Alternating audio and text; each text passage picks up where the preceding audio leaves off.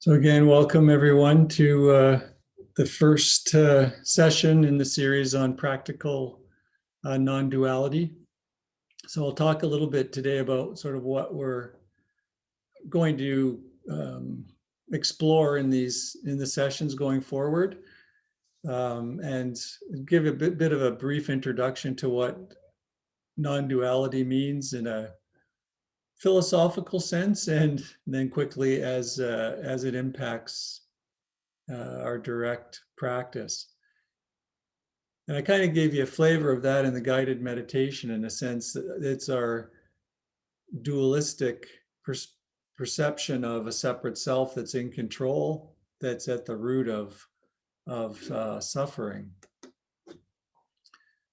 So non-duality and seeing the truth of non-duality is really at the base of this practice, of the teachings of the Buddha, and for that matter, all the spiritual traditions, whether it's Hinduism, Buddhism, Sufism, Western Christian and Neoplatonic traditions. Talk about mystical union and so on. They're all coming from these teachings of non-duality, and the how seeing the truth of non-duality is connecting us with this ultimate truth. I was going to say deeper, but it's not deeper. The reality that within which our lives unfold. So the word non-duality comes from Advaita, the word Advaita or Advaya in Pali. So in Sanskrit, it would be Advaita, and in Pali it would be Advaya. And it basically means, ad means not or non, and Vaya or Vaita means two. So it's actually saying not two. And it's been translated somehow in our language to non-duality. But I really like the definition of not two. It points to a whole bunch of things for me. The fact that the Buddha used a lot of descriptions of enlightenment, the unborn, the unconditioned, and he used a lot of negation words, right? He didn't want to really give it a label, because then we can sort of attach onto that label. That's what our minds like to do, right? Oh, I want that, and I'll seek that, and then I'll get happiness. And so putting it in terms of a negative, it's hard to say, oh yeah, I want the unborn, or I want the unconditioned, or it kind of makes it harder for that seeking. And I'll get into that a bit more, about how seeking really gets in the way of all of this. So it means not two, or one undivided without a second is another way to look at it, undivided. Saying not to, also it points to the difficulty of using language to even define this, right? Because non-duality is not the opposite of anything, right? And our minds always look for these opposites, these contrasts, these differences, distinguishing characteristics. That's what our minds do, and that's not it's a helpful thing in terms of navigating the world, but it creates a bit of a veil or a cloud in terms of us seeing our true nature and the nature of reality.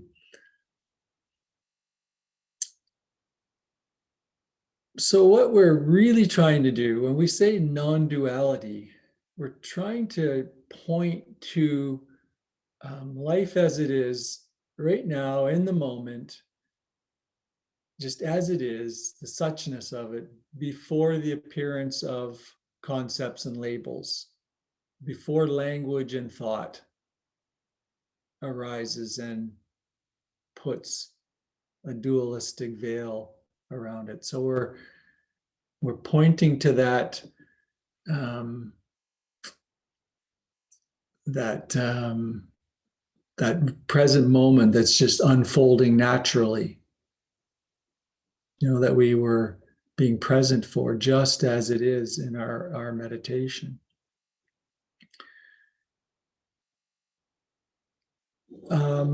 So, the Buddha with the middle way really explored the non-duality and the non-duality of relative and ultimate truth that's found in Buddhism, which is sometimes called the two truths doctrine. I'm not going to say too much about this today. I'm going to really explore that more next session. The notion that you can, and again, we're using language here as a compromise to the mind. Do you know what I mean by that? So the mind wants definitions, right? So when the Buddha talked about ultimate and relative truth, and that we our experience appears in the ultimate reality, but there's this ultimate truth that is unborn, unconditioned, already and always present. There isn't really two separate things, but as a compromise to the mind so that we can kind of get our heads around it first, these kinds of ideas are used. So keep that in mind with all the words that I'm using. These are really just, they're kind of mind games. They're compromises for the mind so that you have something, the mind has something to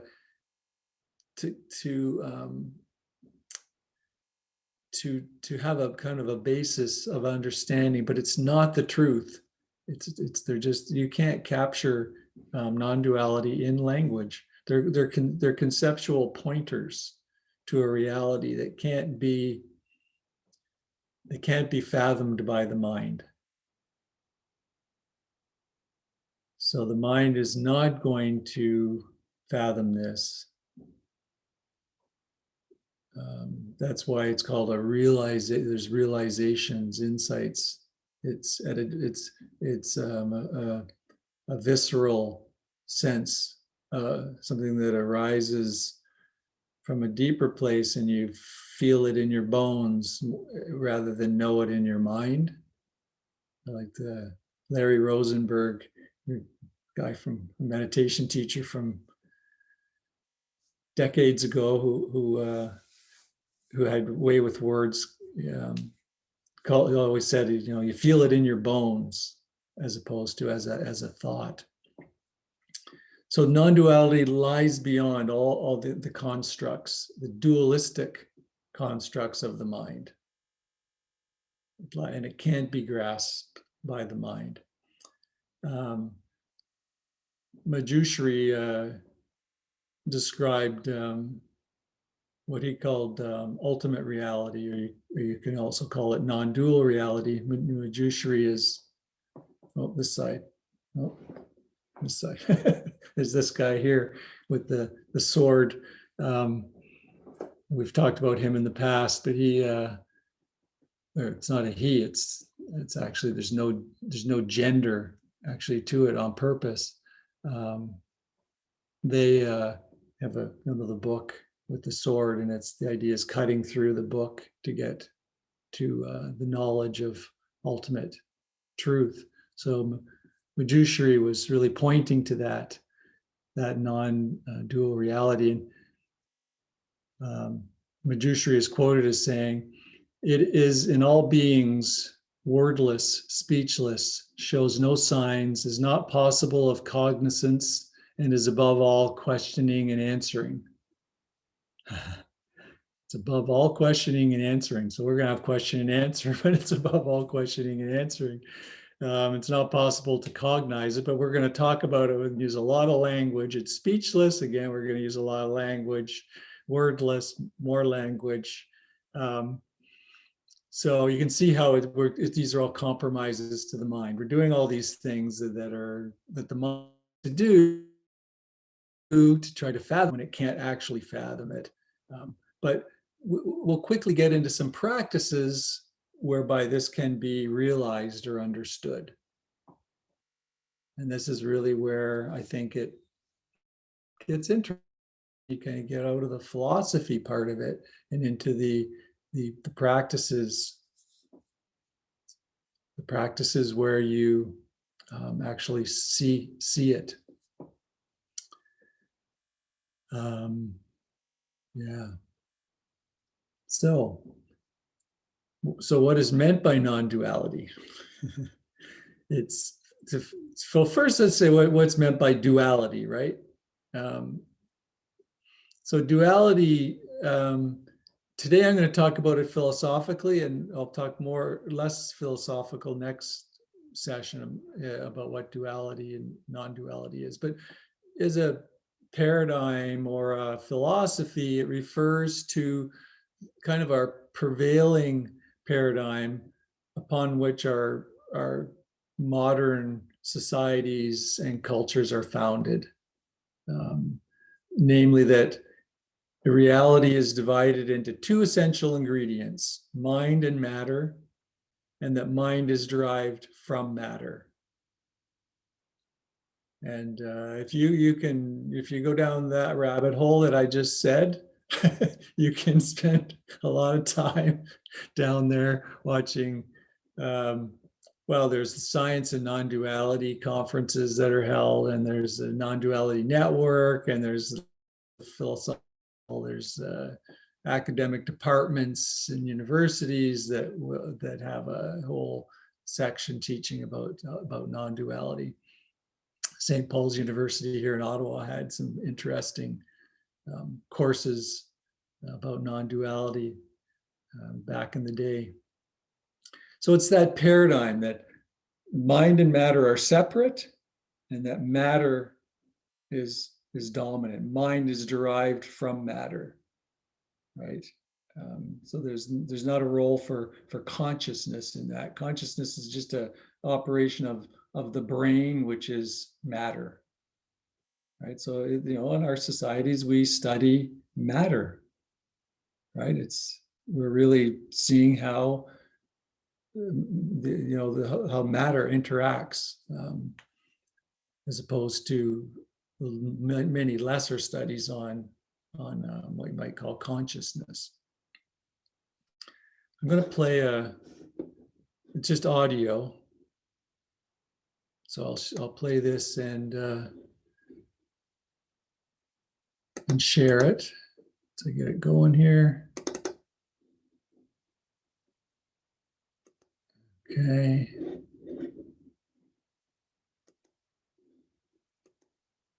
You don't need to see it, but it's some cool graphics.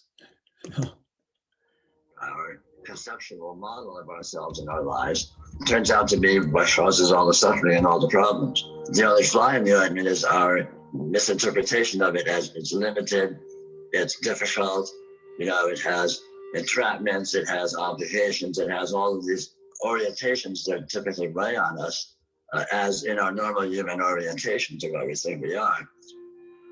Life sucks and then you die, sort of thing. Whatever the attention happens to be focused on, there's always more than that and always other than that actually present in the experience. So that right away is an opening out of the context of whatever the mind eventually begins to open to the fact that there is an inherent intelligence. It's the intelligence of experiencing itself.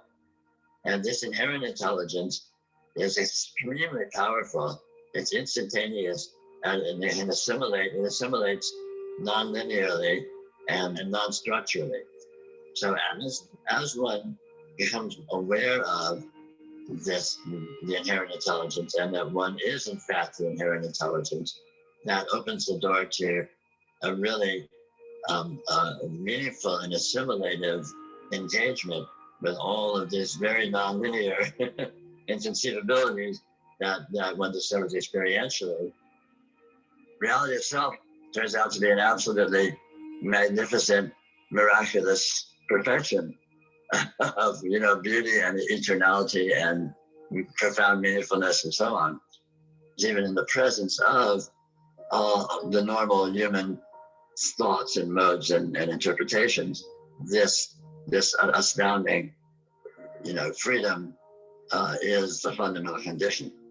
There's a detachment from the human drama of it, but there's an even more profoundly intimate engagement with the profundity of what it is in real time.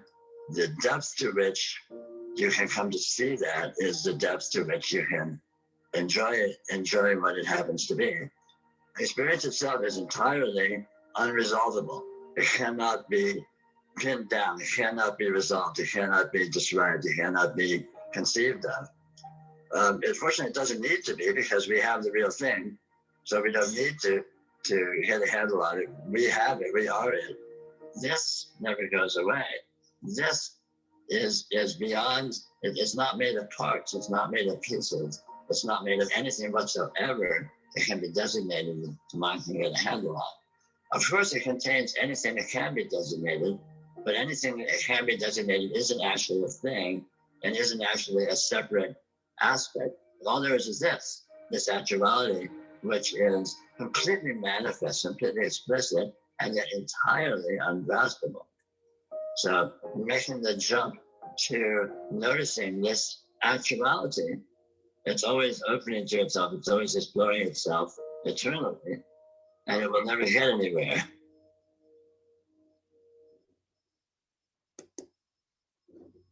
Okay, so that was Peter Brown. Let's close that. An older, apologize about the sound quality. It's quite an old recording, but kind of, it's one of those you can listen to over and over again.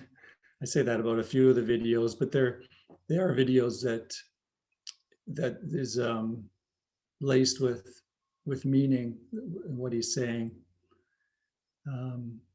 That kind of inherent intelligence that's present, that we can actually tune into. So it's not seeing this that's behind all our suffering. It's not seeing, it's not realizing non-duality that's behind all our suffering.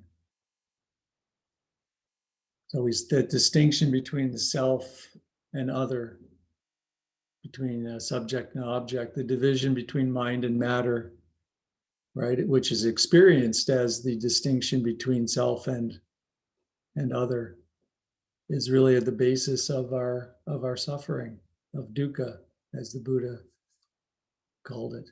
And all the spiritual traditions, I would say, are founded on this understanding,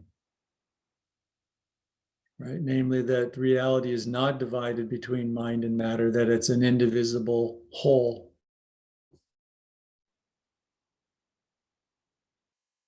It's an indivisible whole, right? So despite the kind of appearance of separation, the rather convincing appearance and perception on our part of separation and this diversity, there's really only one universal inherent intelligence or essence, this kind of one reality.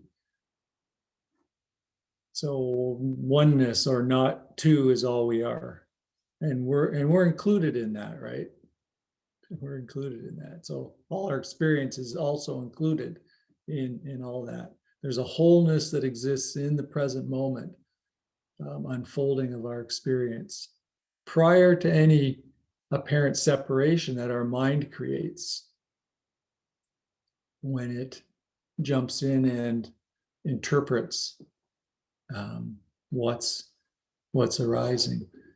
So this, as a philosophy, this is not simple, but it's not simply a philosophy either. It's not simply a philosophy about the nature of reality, although there's lots of discussion in that way that's out there. It refers to a direct understanding, right? A direct experience that underlies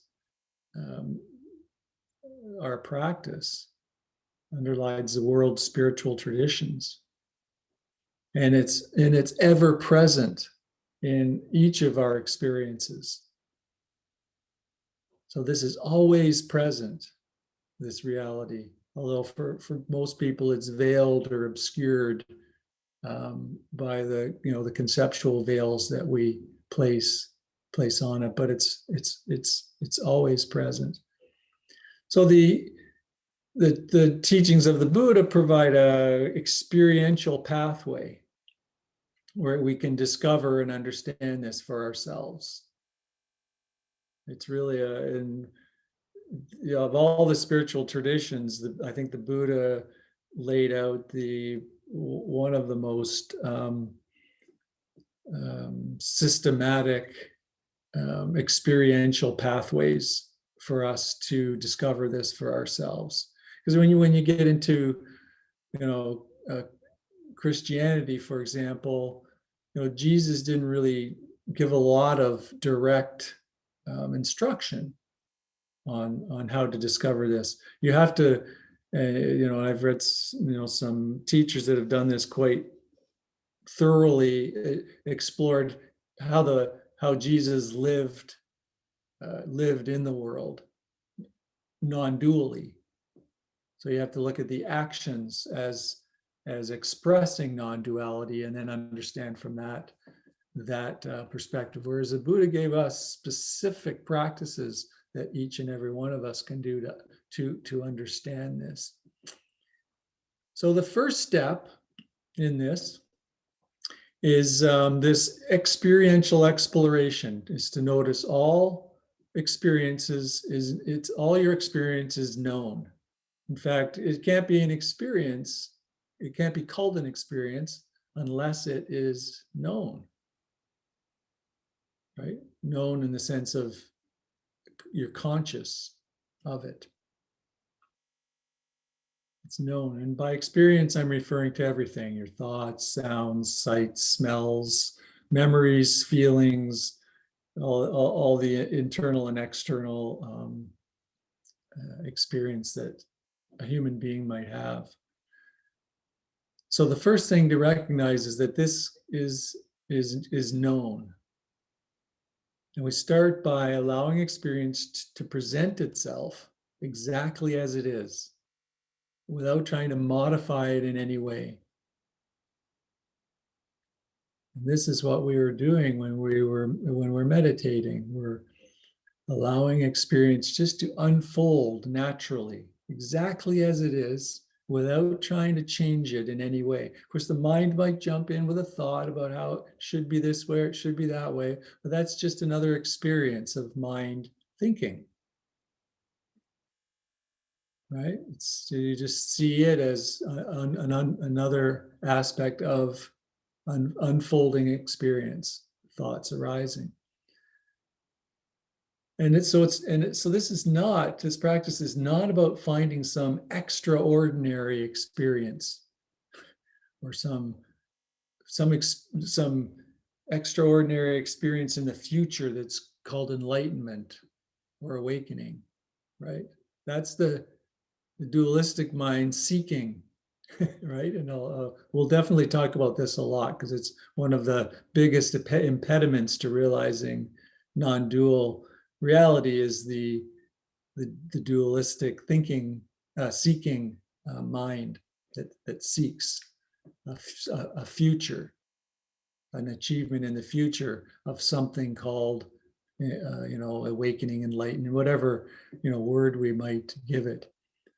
Instead, it's about recognizing the nature of what's actually happening real time right now, just seeing it for what it is as it's unfolding. So allowing it to unfold naturally, moment by moment. And noticing that you are aware of whatever is unfolding. You're aware. If you're depressed and you're aware of it. If you're happy, you're aware of it. So it's not an experience because there needs to be a consciousness of the experience for it to actually be an experience. So awareness accompanies all experiences, right? And you don't have to do anything to create awareness, right? you can't get rid of it. I guess you could with enough drugs of some kind. You can dampen it a fair bit, but you really can't get rid of awareness. It's always and already present. You don't have to construct it. It's just always there, and it's what knows what's naturally unfolding as experience. It's that knowing capacity that's always there. I talked about it as still awareness, the quiet, still awareness. Those are just, again, pointers, getting you to be present, to rest in that knowing capacity, that conscious capacity, that awareness. Because most of us are so fascinated by all the content that's of our experience that we overlook this simple experience of being aware. And we're so fascinated by all the sights, smells, tastes, thoughts that we overlook that this is all, that there's an awareness in the background that knows all these experiences. So the first step is to become aware of being aware. Right? Just to spend some time just being aware that there's awareness present here, and cease being fascinated by all the shiny objects, by all the content. I heard one teacher talk about it as, we're all like we're all like babies with our these things, right? A baby, and if you want a baby to calm down in a crib, you just hang a lot of shiny, noisy things above their crib. Well, this is our little shiny, noisy thing, right? It's what we kind of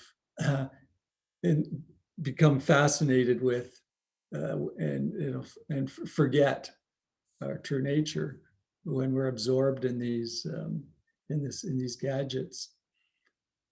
So we kind of cease being interested in the content. So you can cease actually being interested in the content of what I'm saying right now. You can kind of just cease being interested. You can be interested instead in that which knows or is aware of whatever I'm saying, and whatever else you're experiencing. It won't be just what I'm saying, but whatever else you're experiencing. So you can kind of cease being sort of interested, fascinated by all these words, and just touch into that awareness that knows there's words, there's a screen, there's all this other experience, there's awareness that's knowing it all.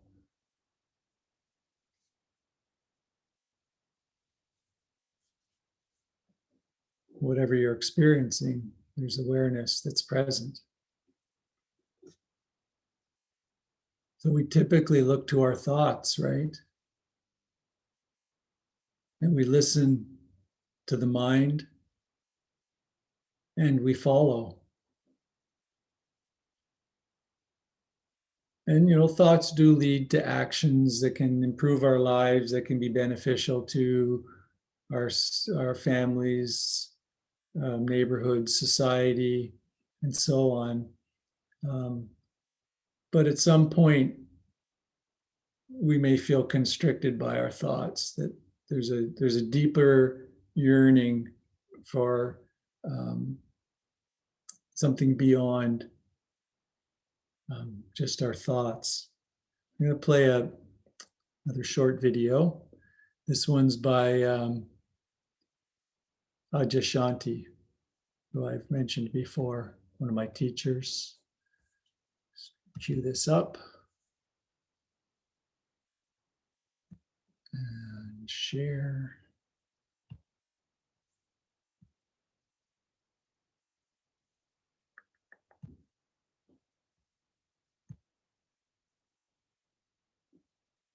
By whatever means or whatever name we want to give our true nature, whether we give it the name of true nature or spirit or soul or the Tao or Buddha nature or the Christ or the void, or as I'll quote in a little bit, the Zen master Wang Po called it the one mind.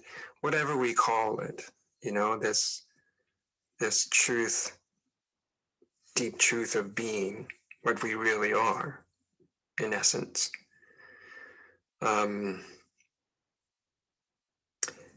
Our true nature is not playing around. And I think this isn't articulated clearly enough in spirituality or just life in general. There's something in us, our true nature. It's playing for keeps. It's not messing around. The consequences are high.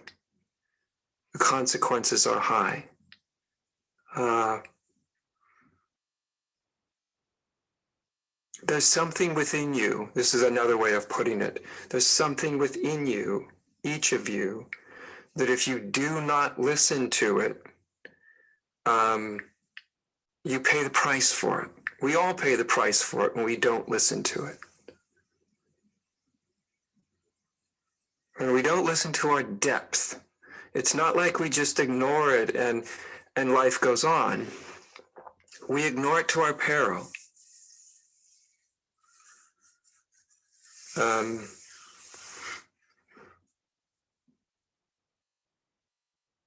It's one of the things I like about this quote about the Gospel of Thomas, because he just puts out there very, very immediately and clearly and forcefully, and says, basically, if you bring forth what is within you, if you bring it forth, it has the power to save you, right? To wake you up. If you don't bring forth what is within you, it also has the power to destroy you. I remember reading some years ago, some of you know I appreciate some of the work by the psychiatrist Carl Jung, and he made this observation of his work with patients over many years, and his work with patients was it's a deep form of psychology. It's a very deep form of psychology. It's not just sort of propping up the ego and getting it healthy. That's part of it, but it's really addressing the depth, the soul, you might say. And he noticed that his patients that in some way or another refused their own soul, refused their true nature, refused their depth, didn't that when it really wanted to be acknowledged, be lived, that if they ignored it, if they turned their back on it, if they made other choices, that what he witnessed over many years of working with people, was that sort of unconscious, what I would call their true nature, that would wreak havoc in their lives, right? It could wreak accidents, different kinds of illnesses, catastrophes, all sorts of things could arise through a kind of saying no. Saying no when your own depth makes it known that it wants your attention. That when that happens, there's consequences to not acknowledging that, to not kind of getting on board with it. And he noticed that over and over and over. And he saw that, like, what he basically saw was true nature is not playing a game.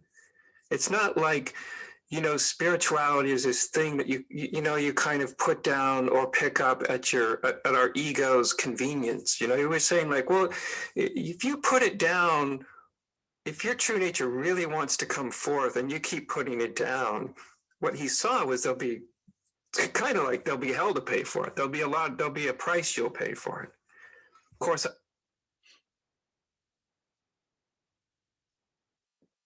Yeah, so I'll stop it there. So yeah, I played that. It's an interesting way to start a series on non-duality, because he's basically doing something that not a lot of teachers do, is basically being fairly blunt about how you suffer if you if we suffer if we don't see touch into our true nature, or the truth of non-dual reality. We suffer because we don't see wholeness, we don't see non-dual reality, our true nature, our Buddha nature, and so on. I remember John Kabat-Zinn used to say, meditate like your life depends on it, because in many ways it does. So it's pointing to that same kind of. I remember when the first time I heard him say that many decades ago, I thought, I wonder what he means by that. Like, because in many ways it does. Your life depends on it. So it's a little more than exploring this kind of non-dual reality, is a little more than exploring, mindfulness to bring a little peace into our lives. This is really an exploration to bring total peace, to see the root causes of suffering, bring total peace into our lives. Right. Once the mind starts labeling everything dually, good, bad, we struggle with each moment, right? Pleasant, unpleasant. We might not use those exact labels, but it's got those feeling tones. We try to escape the present moment, and of course, this is suffering. So the realizing the true nature, and we're going to go into that over the next several weeks, can be difficult, and I'll point out some of the reasons why it's difficult. The Tibetan tradition has they talk about 4 reasons why it's difficult to realize our true nature or essence, or non-dual reality. One is we may feel undeserving or incapable of seeing this. Right? There may be a sense that, I'm not going to be able to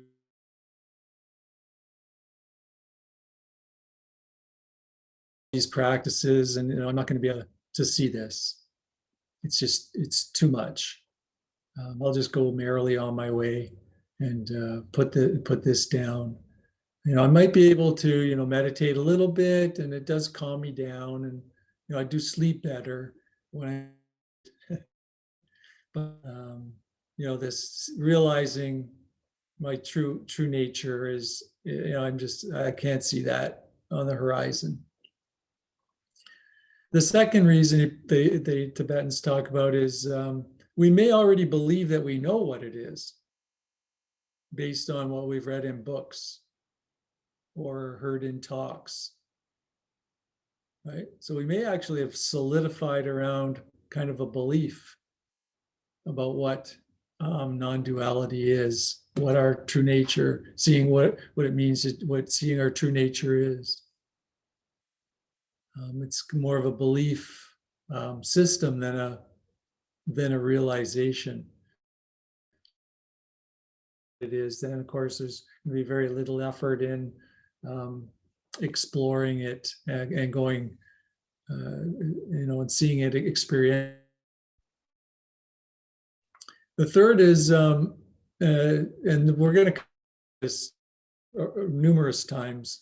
The third reason is the search itself can become an impediment. And this is, we're the seeking mind kind of takes over our practice. We're trying to become something. We're trying to achieve something in a future. So the mind has to create time for this, right? The timeline happen in the future. We're trying to become but become something that we already are. Right? It's like the wave, the wave in the ocean, and trying to become the ocean. When it already is, it just has to recognize that it's already part of this, of the whole of the ocean. It's just a of the ocean.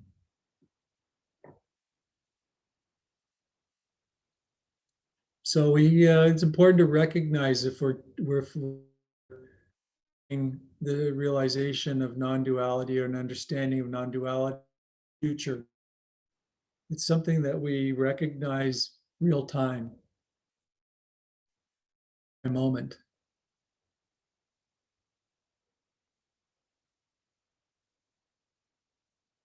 Wholeness is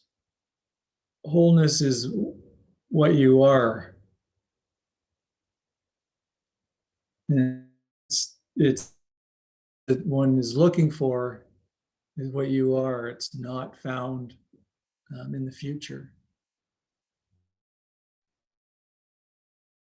And the fourth reason that the Tibetans point out is an impediment is that people may think that it's what impediment is that it's too profound for the mind.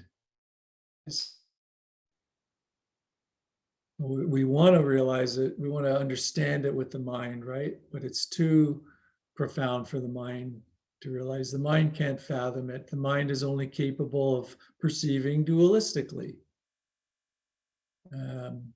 That's all the mind can do. If you really look, all the mind can do is perceive differences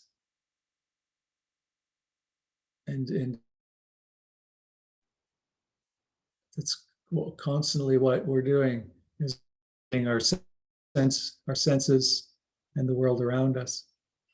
Again, I keep saying this, but we will explore that notion further as well as we get into these sessions. In concepts, if you think about it, everything exists in contrast. Right? And that's how the mind, through language, and language plays a big role in this, is using concepts to contrast light, dark, up, down.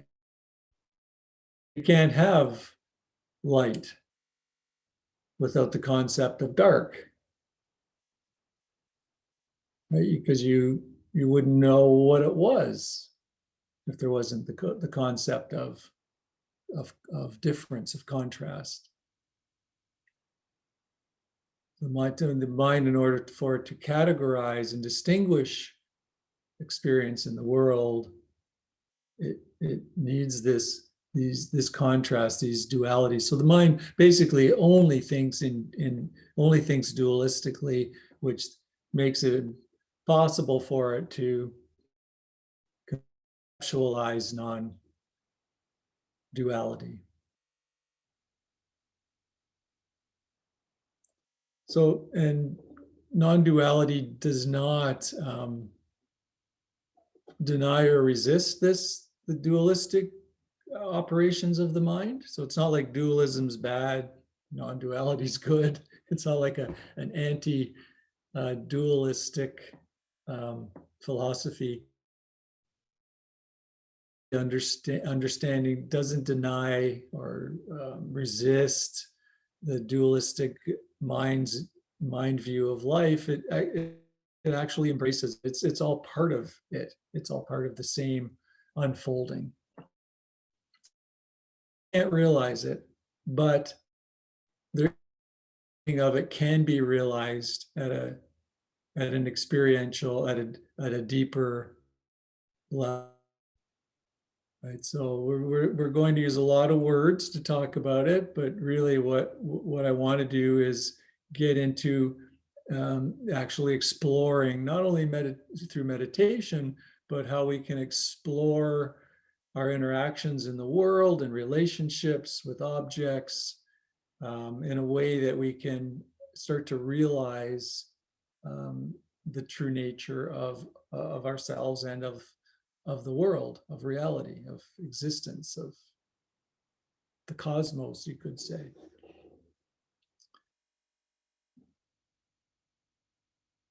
And it's when I saying something like you can't understand it with thought, it kind of really goes against a lot of what we believe.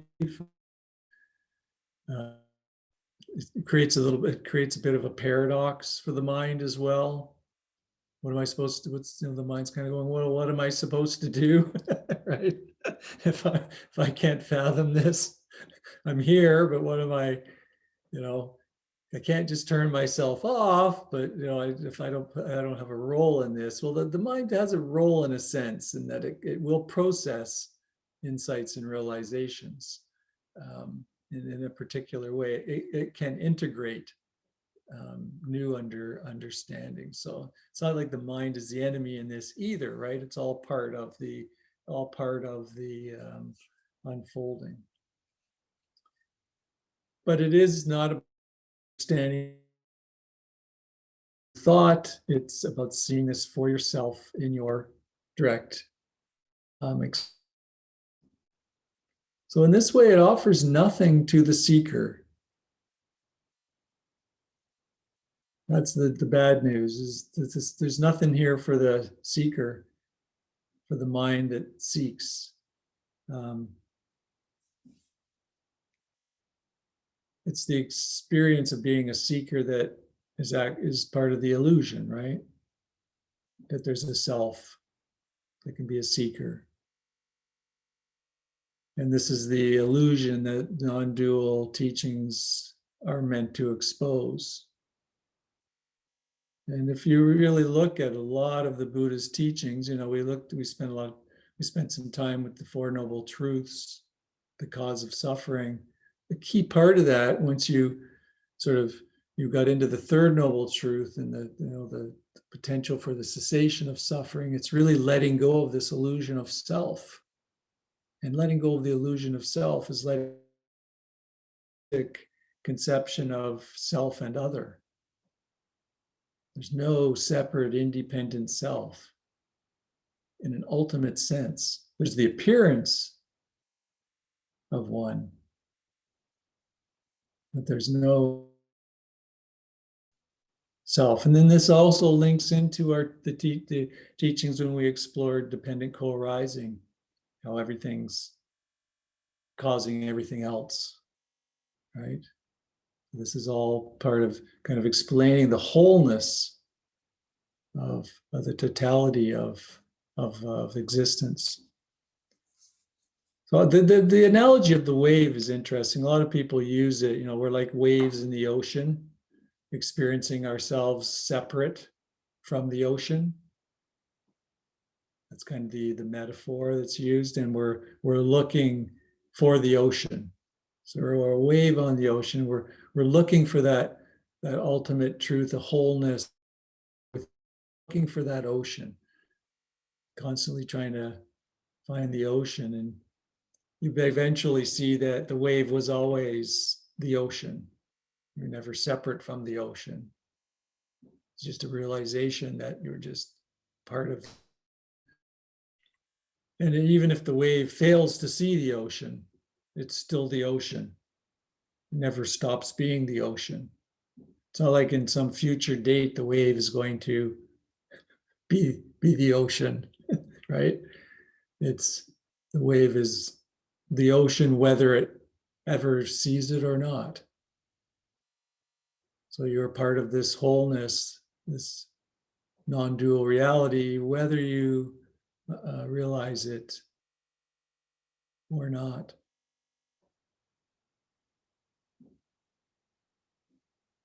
So I will stop there, and we always enjoy the questions and comments that folks have, and especially questions if there's aspects of this that you would like to explore, to kind of make sure that it gets on the list of future sessions, that would be helpful, or just questions about what I said. If something didn't make sense, or you have, or, I know there's a vast experience in this group, and I'm sure people have other aspects to add, other ways of seeing this that might be helpful for others. And Christine, we have this thing where we go like this, hands together before we speak and when we finish speaking. Just kind of a signal.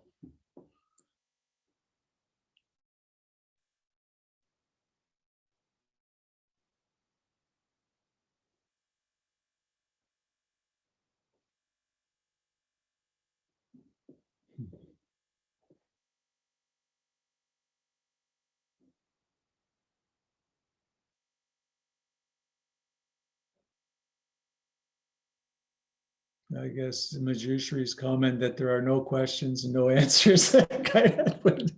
Yeah. Yes, Alan. This was a lot of material, and it's fascinating. I'm struggling to fit it together, so I may be able to articulate a question better next week. But I'm kind of wondering a bit about, you've talked about mind and matter and reality not divided between the two. And then we've talked a lot as well about consciousness and awareness. And I'm trying to think about the relationships between all of that. And so I understand on the self side, if you're asking the question, who am I? Am I this body? No, there's nothing solid, it's changing. Am I this mind? No, nothing's changing. It's always changing. So there's nothing permanent. We're kind of, from the physical point of view, we're kind of more part of a process. Things are always changing. But I'm not quite sure where consciousness and awareness fits into that. And if the Buddha had any particular view on that. I know we've talked about how the Buddha didn't give an answer to whether God exists or not. And so consciousness, like, I could imagine from a philosophical point of view, some might argue that it flows just completely from physical matter. But others might argue that it's kind of separate. And at one point you talked about Ajahn Sumedho speculating that maybe consciousness carries on past death. So is there a view as to whether there's some linkage? I mean, does matter even exist? I mean, that's a kind of a philosophical question. And, you can get into the physicists saying, well, it's really just energy in different forms. But then I think there are some philosophical points of view that it's really just a thought or a dream. And so I'm trying to figure how to piece some of these things together. And are there some threads that you can sort of maybe piece together for me a little bit? Yeah, those are deep philosophical questions. There's a good book by Rupert Spira, Spira. And we've in fact played, I believe we played Rupert's some pieces by him in the past. He's got a book called The Nature of Consciousness. And it's a heavy read. It's a book I pick up and read a chapter, and it takes me 3 or 4 months to process before I can read the next chapter. But he's basically talking about the philosophical debate that's going on regarding that matter's not the primary organizing material, I guess you could say, if that's the right word, of the cosmos, but that consciousness is. And there's a real movement within philosophy and physics of seeing the sort of primacy of consciousness, that consciousness precedes matter. So it's not that mind is is that matter is kind of the defining characteristic, and mind is just, consciousness is just part of mind, which is part of matter. It's that all of this is based on consciousness. And that's what Ajahn Sumedho was playing around with as well in that interesting talk that he gave and that we played. To see a Buddhist monk, he's 86 years old, and he's really exploring kind of that ultimate. A lot of his talks now are that kind of ultimate truth is really paramount on his mind, and in his reflections. And his teachings are more reflections now than here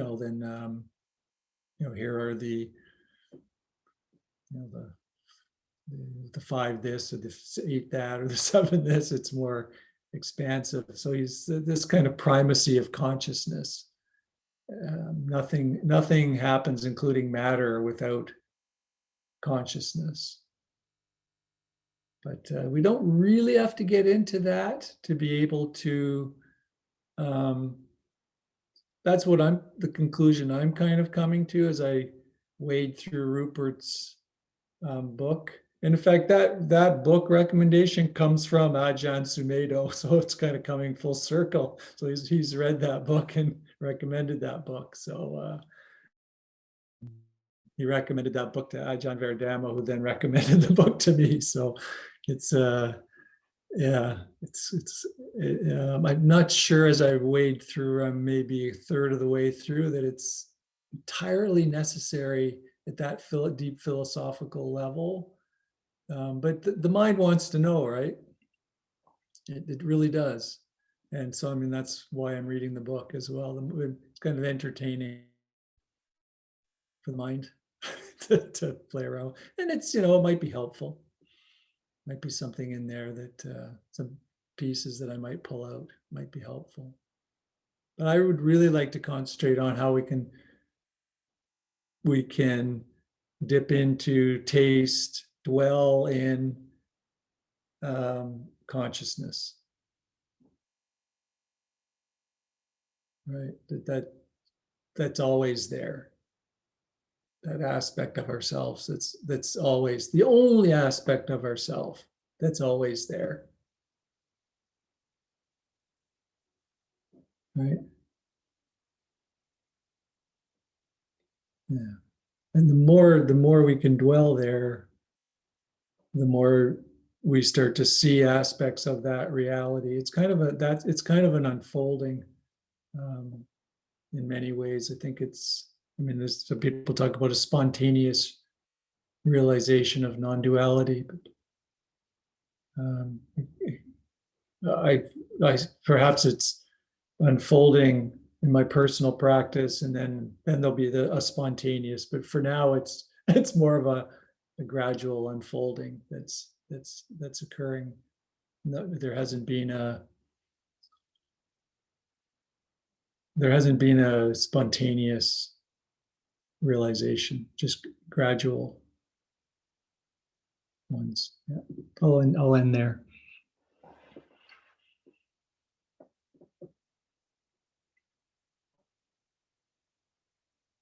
Yeah. So, given what you've just said, Stephen, about kind of boils down to this sort of the concept of consciousness, or the importance of sort of realizing that our consciousness is sort of I don't know, important, or we need to be aware of it. Well, Ajahn, I'm kind of struggling with the connection between, why do we talk about duality or non-duality at all, when that's a difficult concept, whereas just being aware of our own consciousness, that's a lot easier to kind of connect to. And then Ajahn talked about really trying to connect with our essential self, our own, who we really are.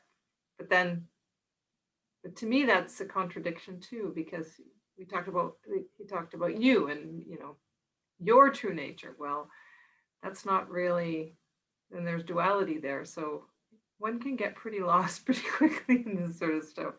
But the consciousness part, that's pretty, I guess I'm questioning why we talk about non-duality at all, when what we really want to focus on is consciousness and our true self. So that would be great to get your thoughts on that.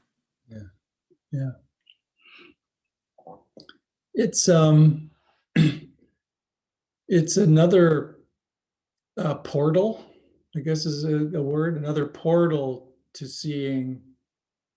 I mean, this is all to see the same, to have the same, to see the same thing, right? It's not a thing, but to see to have the same understanding. We're using a lot of different conduits or portals to point it out. I have found the non-dual teachings are helpful in the way that they describe the difference between how the mind conceives and how the how the true self within reality actually is in a non-dual way. But yeah, I mean, the Buddha didn't belabor the Advaya really in his teachings, although that's what he was teaching. He would use other words. Emptiness is the same thing. And that's not any easier of a word, but trying to think who was here when I know Alan was here, maybe Maureen for Carl. A few of you were here when we did way back in the daycare in the church when we had our sessions there. We did a whole series of months on emptiness, and I think by the end of it there was like 3 or 4 of us left standing. Helen was one of them. Giovanni was one of them, but there was just like a few of us that were kind of left standing in this exploration. So we got pretty philosophical, and partly we were listening to Rodney Smith talks. So that really took us into some, but it's a different way of kind of conceiving. Emptiness is an interesting way of coming at this as well. The emptiness of self, of all phenomenon. And by emptiness, we're just saying it doesn't have a separate inherent existence, right? It's all part of a whole or totality. Non-dual, there's no duality. It's a not two. So it's we could use the word emptiness. Not self is helpful. That's so it's that realm of teachings, right? Yeah. I think hopefully as we get into it, you'll see, hopefully it'll be it'll be a way to see, to experientially understand your true nature through the portal of these non-dual teachings. That's my intention, at least. That's a good question. Yeah, if one way works, one kind of teaching from the Buddha, some people, the Four Noble Truths just hit it right on, and that's as far as they just keep kind of remembering. It's the cause of suffering, and not self is right in there in the Third Noble Truth. So whatever resonates with you, I would say, is what works.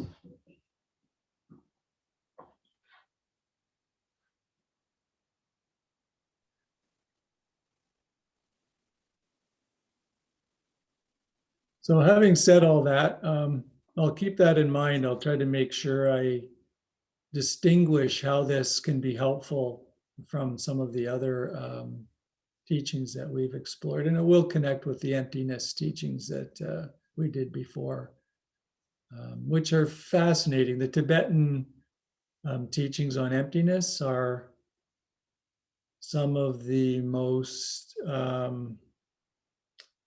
I use the word direct a lot, but some of the most revealing teachings that I've come across.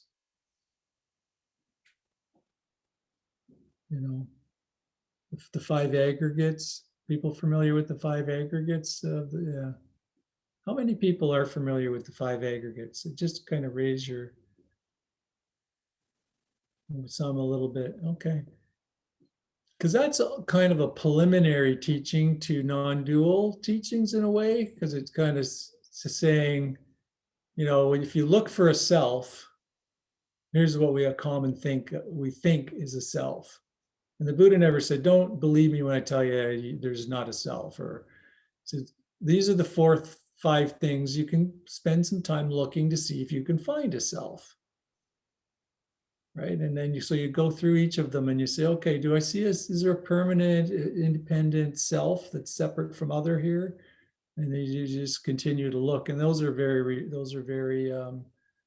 they evoke understanding as well. And that's really what all these teachings are trying to do, is evoke understanding at that deeper level. So maybe we'll play around with that a little bit too. Yeah.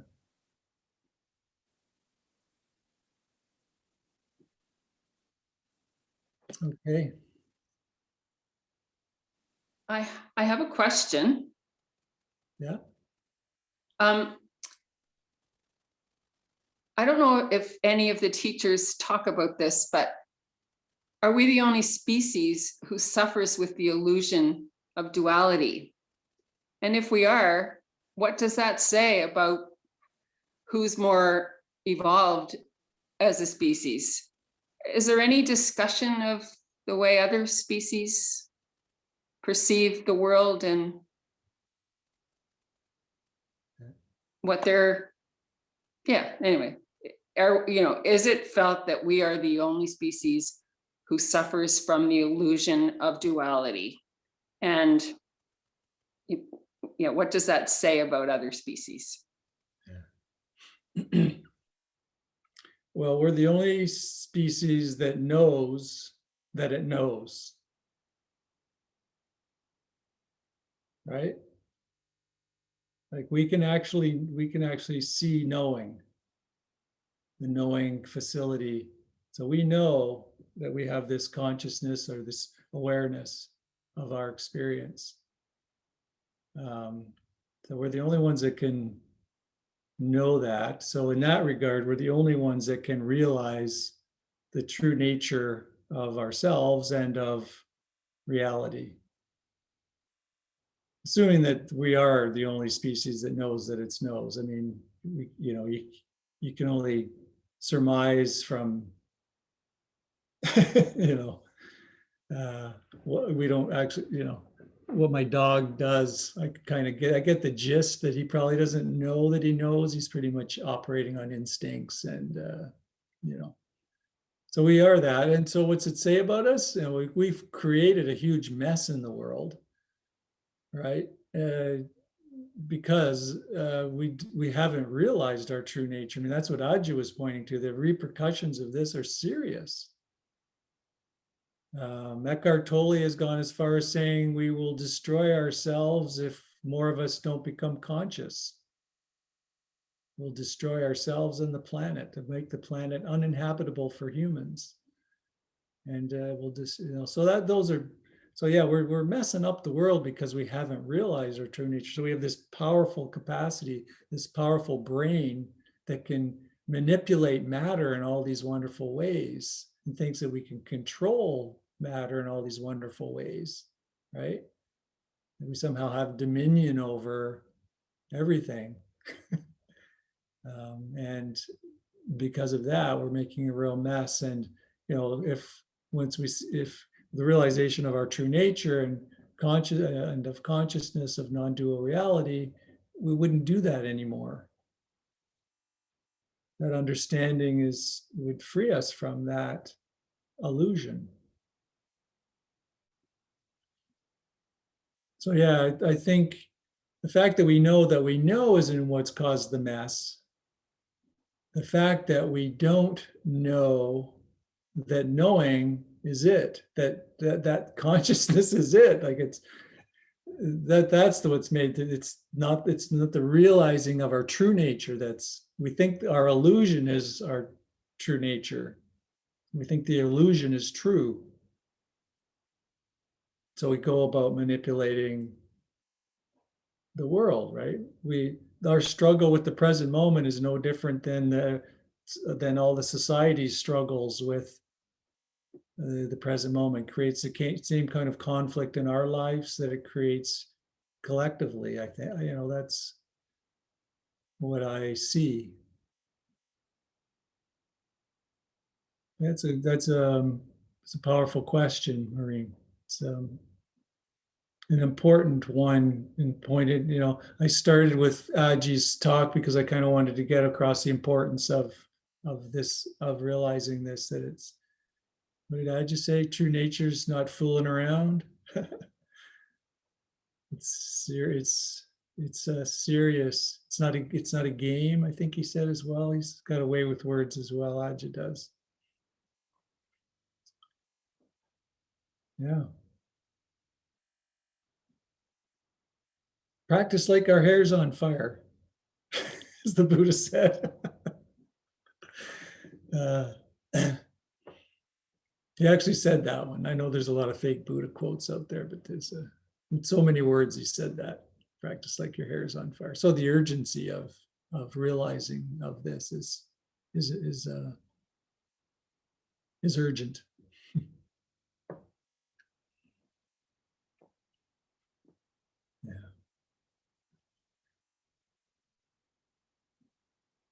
Have folks had enough for tonight? No, still got more? Okay, go ahead, Doug. Just wondering how you would reconcile that urgency with, I guess, that third point that seeking is an obstacle in itself. Yeah. Yeah. That's the session 3. No. Seeking, the more time you spend at this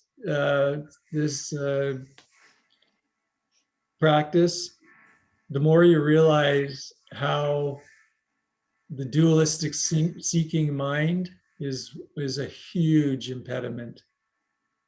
It may be, from what I see in my sort of neighborhoods and my circles, it's probably the biggest impediment. It could be part of our culture, the results-oriented, striving nature of how many people sort of have been enculturated, environment and so on. That it's huge. Yeah. So yeah, we have to be careful when we talk about urgency and not seeking, right? Seems like a paradox. It's not really, but it can seem like one. So we can touch the urgency. We can connect with our deepest aspirations.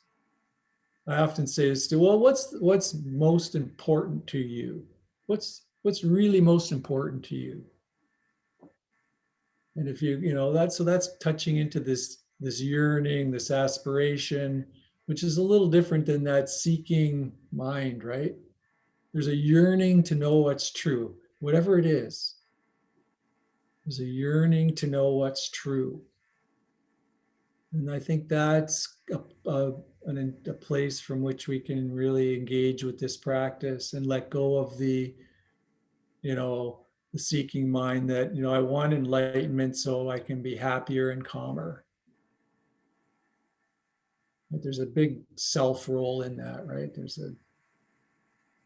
But there's an aspiration for truth. There's an aspiration to connect with love, to connect with whatever that deeper yearning is that you all have, because you're here on a Thursday evening staring at a screen for almost 2 hours now. So there's some deep yearning. So connect to that rather than the seeking mind. And just notice, there's the seeking mind. You don't have to do anything with it. Just know, there it is. You don't have to get rid of it. It's all part of it.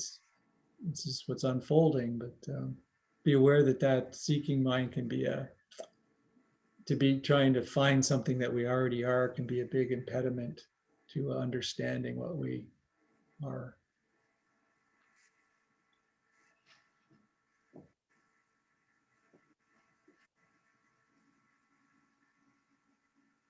Okay, you guys have stamina, I must say. I did I did a session on Boomerang. You know, Boomerang, it's that website where people can sign up for yoga classes, painting classes. So I did mindfulness meditation, and 45 minutes I was losing them. So I say you guys are, these are people that are just kind of exploring an interest in basic mindfulness. We did a little meditation and a bit of a talk. As soon as the questions started, they started, I had 65 people show up, which was nice. But, people started disappearing during the Q&A, saying thank you on the chat and disappearing. But you guys are serious. It's great. So I'm really looking forward to exploring this with you and delving into these teachings and seeing how we're hardcore and he says, yeah. So we're delving into this non-dual teaching, you know, from the perspective of the Buddha's teachings. So thanks for coming, everybody. Be well. Namaste. Thank you, Stephen. Stephen. Thanks, Stephen. Stephen. Thanks, Good night, everybody. Bye. Stephen. Good night, everyone. See everyone. Stephen, Everyone good do night. very well. Good night. Good night. Good night. Stephen. Bye, Christine. Thank Thanks a you, lot. Stephen. Bye. Good night. Night.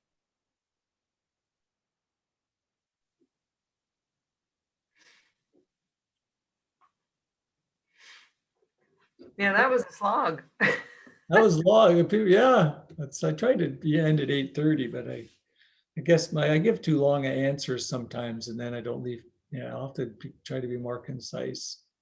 Well, it's one of those topics. It's hard. It's, Yeah. and the questions were long too. Yeah. It's tiring for me. So yeah. Yeah, it's a tough one, but I appreciate you, and we all do. I know taking this on. This is, yeah, it's good. Yeah. Yeah. So what's up with you? What's new with your practice? Oh, I'm trying to, get more into sort of the mindful, whatever, meditative or mindful movement. We talked about doing yoga, but when I'm doing yoga, I'm not doing it like I was. Like I when I approached yoga before, it was all about doing it for my body. The movement, the stretching, the range of motion, all of that was very physiological.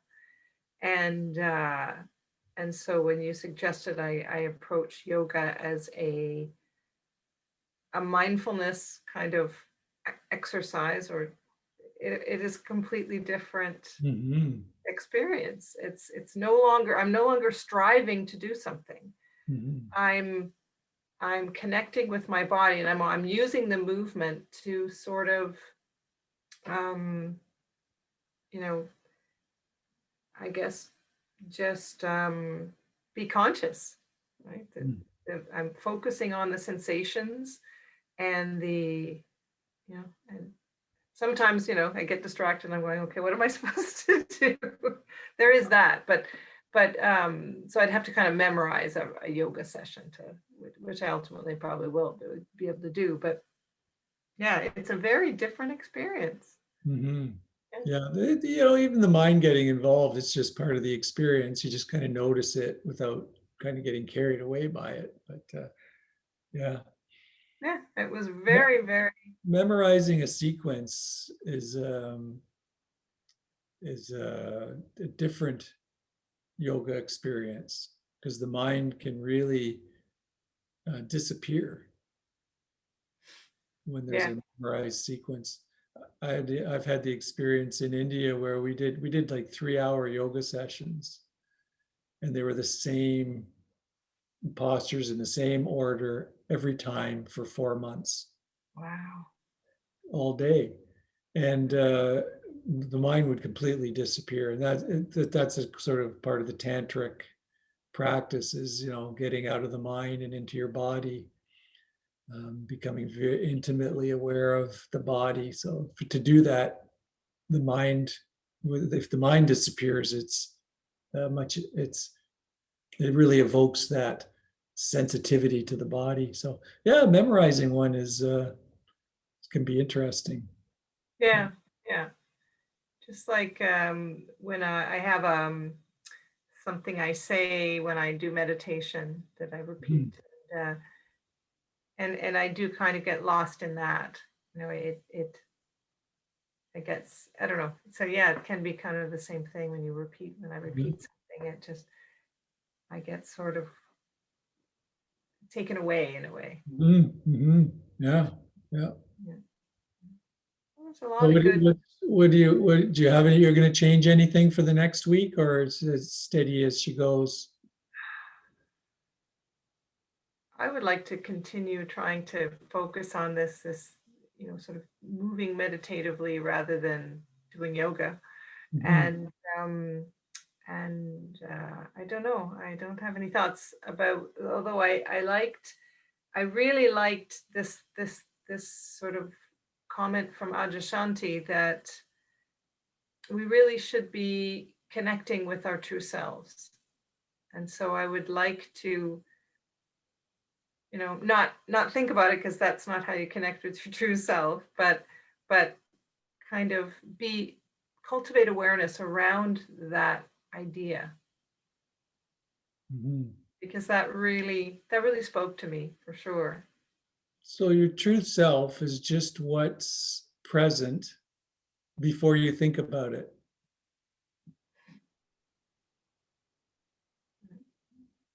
Right? It's just your experience unfolding. Yeah. Your consciousness or true self is what's aware of your experiencing unfolding before the mind comments on it, interprets it. Yeah. Right? Yeah. So that's why, when I said memorizing a yoga sequence means, the mind can disappear and you can just be with the flow of these movements. I find when I ski, I just took up skate skiing this year. I'm just totally addicted to it. Like because to me, it's just a meditative dance. Yeah. I just totally forget, the mind disappears. I'm just this gliding feeling. And so that there's this the touching into the true nature is just touching into that absolute presence with what is, without the mind needing to comment on it. Yeah. Use the word peaceful in the past. It's deeply peaceful. Yeah. And that you can evoke that in your yoga. Yeah. Okay. Practice. Yeah, I could definitely, because that I can relate to that. So not because the mind is very much involved in trying to do yoga the way you're supposed to do it for a certain physiological outcome. Mm-hmm. Yeah. And a lot of yoga teachers are talking to the mind the whole time they're doing it. Yeah. Yeah. Trying to entertain the mind while they're going through the yoga poses. I see a lot of that where they're just talking and yeah. And focusing on the how to do it and the importance of, when the teacher does, showing you sort of, you could go to the next level and be like double jointed or, there's always this pushing, all this stuff. It's very fraught. Yeah. In Western application. Yeah. So this will be, I think I'll bring an aspect of I would like to explore that aspect of which I think I've already experienced when I'm doing it, and I'm just being conscious of the sensations and what I'm experiencing while I'm doing it, rather than like nothing else. Yeah. And it's, to me, it's a bit refreshing. Like I don't just have to sit on a cushion to be meditative. Mm-hmm. You can be doing anything. Yes, it's true. It's harder sometimes because we're so distracted or whatever. But yeah, I find that quite nice. And I love yoga anyway, so. Yeah. Yeah.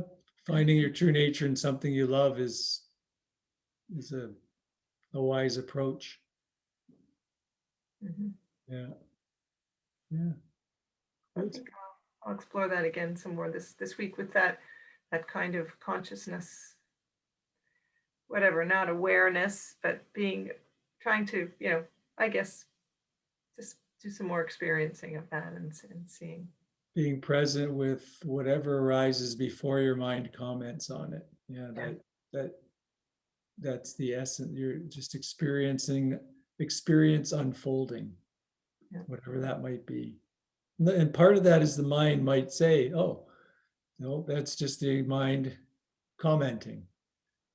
Which is different than the mind comments, and you go, oh yeah, I better remember to fix the car, or Yeah. Gosh, that happens. Yeah. shovel the drive, whatever it might be, yeah, and then this and that, or like somebody does a yoga pose and you try to get into it and you go, oh yeah, that's this sore, whatever, it's still getting in the way. Oh, I wish this would heal. Da, da, da, da, da. And in a class, it's even worse because you got a neighbor who's, doing the pose no problem, and she's 10 years older than you, and then the mind is going like that, and on and on and on, right? So it's these thoughts can arise, but you're just seeing them. You're not following them, which is very different. So it's not, even if the mind doesn't disappear, you can just let the mind be, let it do its thing, and eventually it does fizzle. I mean, the minds will start to fizzle out. They're just not interested in. It's kind of like if you're commenting to someone and they're not listening to you at all, you're going to stop, right? After a while, yeah. Yeah, after a while, exactly. Okay, that sounds good. I'm going to try to do some more yoga this week as well. I'm going to set that intention, and maybe I'll poke around on the YouTube and see if I can find some yoga, somebody that's offering yoga with less kind of talking and. Yeah. I was thinking of looking at meditative yoga rather than just this physical element of it. There's something called insight yoga as well. Okay, never heard of that. One of my favorite teachers is Sarah Powers. She tends to do yin yoga. Have you come across that?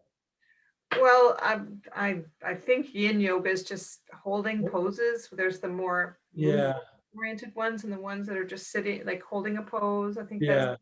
And then there's Hatha, and I'm not really sure of the difference. Powers and yin yoga is very conducive to kind of just dwelling in because you're not moving as much, right? So you have to conceive of the movements because you tend to just go into a movement. It's almost like a sitting meditation, except you're in, frog or some other pose. So I just was wondering if you were familiar, because that's another way to come at it is through yin yoga or insight yoga. Okay, It's another one. Research that as well. Yeah. I'll poke around as well, and if I find something, I'll send it on to you. Great. Well, thank you. Okay. Good to see you. Likewise. Yeah. Take care. Yeah. Bye-bye.